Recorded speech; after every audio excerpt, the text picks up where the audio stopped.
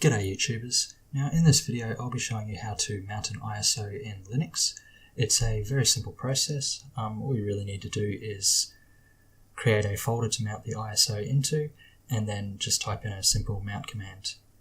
So the first thing we need to do is create the folder that we want to mount our ISO into. So I'll just type out that command and then explain what each part of the command means.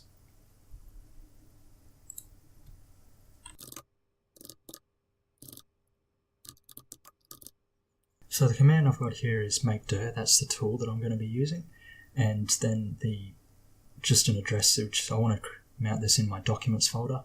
So I've just gone documents and then typed Ubuntu 1704. Now you'll notice that between Ubuntu and 1704 there's a backslash, and that's because whenever you have like a file name or an address and there's spaces in it, you have to use a backslash or put the entire address in quotation marks. So if I just run this now, you can see in my file manager it's created that folder that we just told it to. So now I will just type out the mount command, and again I'll explain what each part of the command means.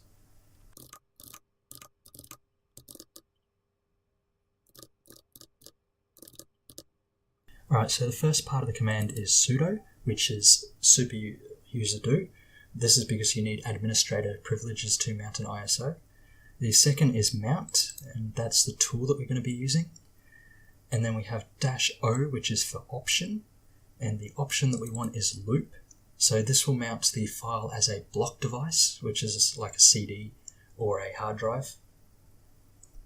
After that we have the address to the ISO that we want, and again if there's any spaces if there are any spaces, I'd use quotation marks or a backslash before the space. And then after that, I have the folder that I want to mount the ISO into. So I'll just run this. It'll ask me for a password. And now if we go over here into our file manager, you can see that the contents of the ISO is inside there. The reverse of this is pretty similar. It's just sudo umount and then the address to the ISO.